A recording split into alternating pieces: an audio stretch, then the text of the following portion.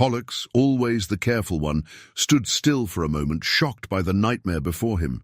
He was used to relying on planning and a sharp eye, but the warehouse ahead was nothing as he expected. Twisted spires reached up, bricks seemed to leak shadows, and arched windows glowed with a sickly light. Even the stones seemed to pulse with dark energy, making him shiver. "I was expecting stained glass," he whispered, "not this mess of bricks and dark magic." He gave Chance a nervous look as they approached the warehouse's wide entrance. "You see it too, huh? I guess those serpent eyes of yours aren't so bad after all. You'd fit right in where we're going," said Chance jokingly. "Very funny, Chance. The only reason you can see the supernatural is because you had a one-night stand with an old succubus who gave you that ability. You didn't have to train for your vision as I did," Pollux said, mixing sarcasm with honesty. "That might be true, but at least I can get a one-night stand. I must have done something right to be blessed with such a gift. Correct me if I'm wrong, but aren't you and Castor still virgins?" "Yeah, I thought so," Chance responded sharply. Chance, always impulsive and eager for excitement, crept up to the warehouse and pressed himself against the damp, mossy wall. His heart raced as he peeked through a dirty, cracked window, catching quick glimpses of shadows moving between candle-lit spots. Inside, everything seemed to shift. Sometimes he saw a figure, sometimes just a hint of movement, always just out of reach. "Ready for trouble," he whispered. "Looks clear. Time to roll." But before he could move, Pollux strode past him with surprising confidence, his boots echoing on the steps like he was visiting a corner store. "Wait! What are you doing?" Chance hissed, confusion mounting as he saw Pollux bend down and deftly swipe a pair of gaudy green John Lennon shades and a black wide-brim fedora hat from an unconscious vagrant sprawled on the ground. Pollux, moving with surprising speed, glanced through the vagrant's pockets, extracted some cash, and tucked it into the person's jacket. These weren't just mere accessories, they were essential tools of disguise. "I'll just leave him a little cash. Call it a fair trade," Pollux said, slipping on the hat and shades, his fabled indifference on full display. Despite his cousin's strange behavior, Chance felt a surge of determination. He flashed his law enforcement credentials with a dramatic gesture and knocked hard on the heavy wooden door. The sound echoed through the silent temple, intensifying the tension. "Looks like no one's home. Should we break a window and make a grand entrance? With how this place looks, no one would notice," Pollux joked, adjusting his new shades and hat. His humor was infectious, and even with danger all around, Chance couldn't help but join in. It was a light moment amid chaos. "Yeah, that'll definitely get us noticed," Chance shot back with a smirk, his grin hiding his nerves. "And you look ridiculous. You know the last owner of that hat and those shades was a demon, right?" Their joking back and forth showed how strong their bond was. Even in the middle of danger, it reminded them both that they could count on each other. "Oh, please!" Pollux rolled his eyes, acting like they were talking about the weather. "Of course I knew he was a demon. I could smell the illegal stuff on him. He's not a threat. His life is slipping away. And if you wanted the outfit, you could have just asked." Chance gave him a playful shove. "The last thing I want is a demon's wardrobe, especially something that's been sitting in filth for ages," Chance joked, looking at Pollux's new look with disbelief and amusement. "You could have at least washed it first." Pollux laughed and put his hands on his hips in mock defiance. "It's basically new. I'll clean it later. You know, just in case I want to look good at the next demon party. Maybe I'll even fall for a demon like you and Sevyn." His mischievous grin showed he was enjoying the adventure. "Yeah, that's the party everyone wants to go to. Maybe you'll get in with that demon blood in your veins." Chance laughed, shaking his head as he knocked again, harder this time. "No PD, open up." His voice echoed in the dim hallway and the tension grew. "In this economy, you'd be surprised," Pollux joked with a smirk. Just then, An old voice called from behind the door, "Hold your horses, I'm coming." As the door creaked open, Pollux adjusted his shades and struck a pose, ready to impress whoever answered. He stepped aside with a grin and gestured toward the entrance. "Ladies first," he said, trying to stay calm even as chaos waited. "How may I help you?" asked the old man, his voice rough and deep from the shadows. He wore a long black cloak with red pentagrams that shimmered in the candlelight. As the door opened, they saw a narrow, dim hallway where candles cast strange shapes on the peeling walls.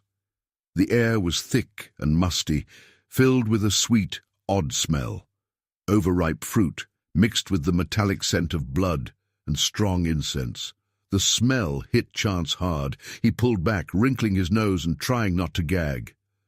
"Are you the owner here?" Chance asked, sounding suspicious as he looked at the old, hunched man. The man's skin was marked with age spots, his cheeks were sunken, and his watery eyes glowed in a way that made the shadows seem alive. The dim light barely revealed the janitor's sharp features. Chance braced himself against the heavy feeling in the air. Pollux moved closer, his hand near his hidden weapon, eyes moving between the janitor and the dark hallway, alert for danger.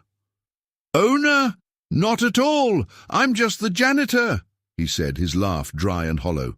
The sound didn't match his creepy, tattered cloak, which dragged on the floor, leaving trails of dust and dark stains. His voice was strangely warm, making him even more unsettling.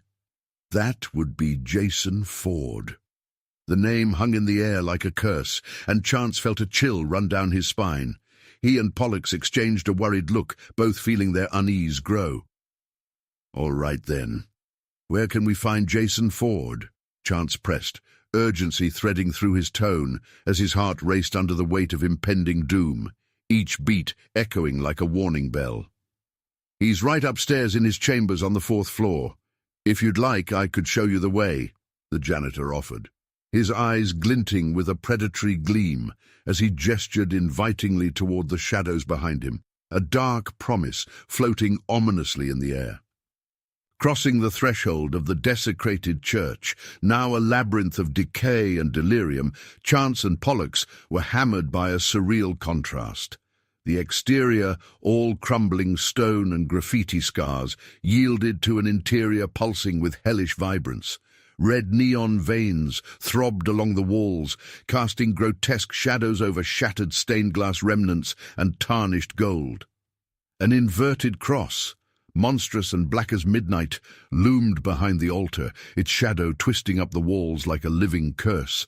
Every alcove brimmed with relics, skulls grinning through wax drips, candles puddled in centuries of secrets, banners tattered as old nightmares. Sacred and profane collided in a fever dream of ruin and blasphemy.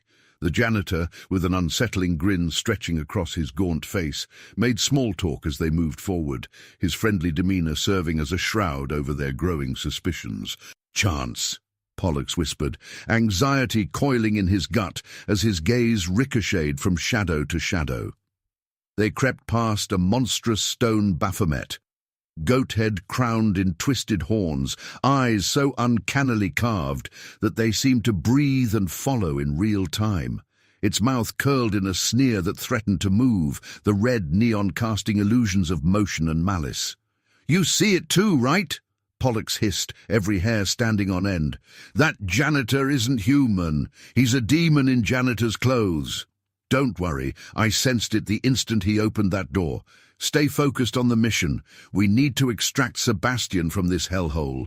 Something sinister is thick in the air, making my skin crawl," Chance replied, urgency lacing his words like a tightening noose as they pressed further into the eerie silence around them. "Hey, old man," Pollux called out, breaking the oppressive quiet. "How much further until we reach the elevator?" "This way, just around the corner, we're nearly there," the janitor cackled, waving them forward with a bony hand. As he led the way, his voice crackled like dry leaves underfoot, sending a chill coursing through Chance's veins, a foreboding reminder of the danger that loomed just beyond their perception. "Is it just me? Or is it getting colder in here?" Chance remarked, watching with horror as the mist escaped his lips like ghostly breath, swirling away into the oppressive gloom. "No kidding, it's like a morgue in here. Where's that cursed elevator?" Pollux snapped, rubbing his hands as the cold sank into his bones. As he shifted, his trench coat parted, revealing the hilt of a sword, a relic of violence, runes shimmering in the neon like dangerous promises. The blade caught the red glow, scattering fractured reflections across the peeling walls. Pollux's grip tightened, muscles coiling, every sense tuned to the coming storm. "Don't make us ask twice," Chance demanded, withdrawing his pistol with a swift motion, the familiar weight of steel awakening a sense of resolve in his hand. "Gentlemen, please, no need for violence," the janitor protested, his friendly tones slipping as he erupted into a fit of maniacal laughter that echoed ominously through the hall, the sound twisting into something monstrous. With a sudden, jerking motion, he pulled a lever, sending a silent emergency alarm blaring through the church, its sound reverberating like a death knell in the stifling atmosphere to the creatures that could hear.